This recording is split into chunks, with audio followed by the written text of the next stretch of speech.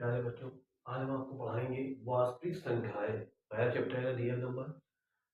ये बोर्ड परीक्षा में इम्पोर्टेंट क्वेश्चन है, आए हुए हैं। और या अभी 2026 में पेपर होगा, उसमें आ सकते हैं।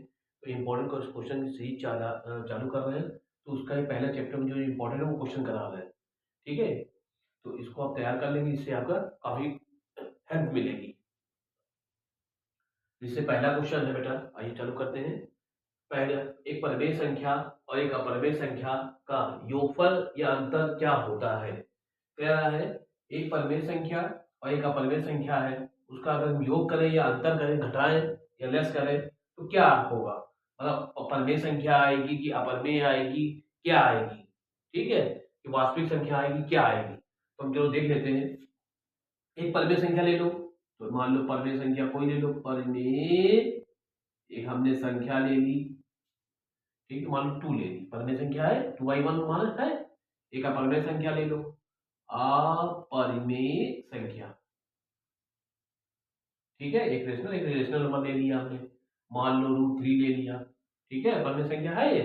अब कह रहा है दोनों को लेस करो, पहले योग करो। कह रहा है योग करिए यानी कि ऐड करिए, दोनों को ऐड कर दिया। ऐड करने पे जो आंसर मिला आपका, ये क्या है, अपरिमेय संख्या मिली। ये क्या है, अपरिमेय संख्या। समझ में आई बात। यानी कि एक परिमेय संख्या होगी, एक अपरिमेय होगी, यानी एक रेशनल एक इरेशनल होगी। दोनों को ऐड करोगे तो हमेशा एक रेशनल नंबर इरेशनल नंबर ही मिलेगा, यानी अपरिमेय संख्या ही मिलेगी। उसी प्रकार अगर आप अंतर करोगे, लेस करोगे, तो भी यही मिलेगा, तो भी यही आपको मिलेगा, अपरिमेय संख्या ही मिलेगी। यानी योग करने पर, ऐड करने पर और लेस करने पर हमेशा अपरिमेय संख्या ही प्राप्त होगी। जब हम एक अपरिमेय संख्या लेंगे, एक परिमेय लेंगे और एक अपरिमेय।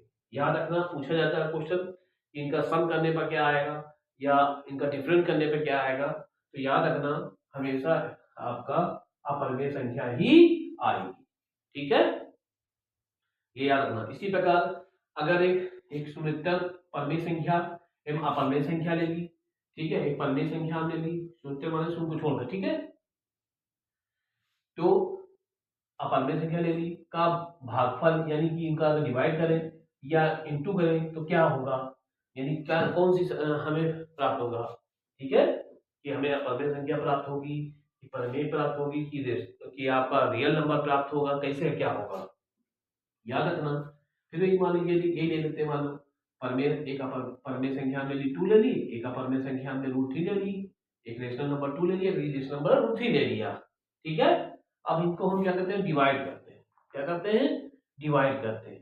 ठीक है, अगर डिवाइड करते हैं तो 2/√3 आएगा कि नहीं आएगा, भाग पर यही आएगा। ठीक है, तो ये जो आ रहा है, ये क्या आ रहा है, ये एक अपरिमेय संख्या ही आएगी।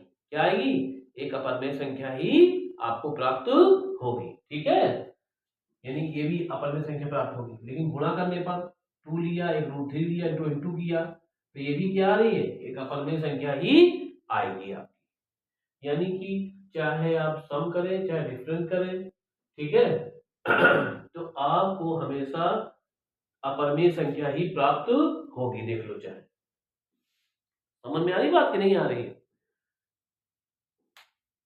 ठीक है, यदि 65 65 117 की मासा को, कह रहा मासा को 65, ठीक है, P माइनस 117 के द्वारा निरूपित किया जाए, यानी व्यक्त किया जाए, तो P का मान क्या होगा।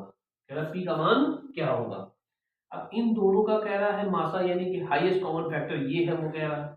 तो हम क्या करें, पहले 65 के फैक्टर कर लें। ठीक है, तो 13 × 5 आएगा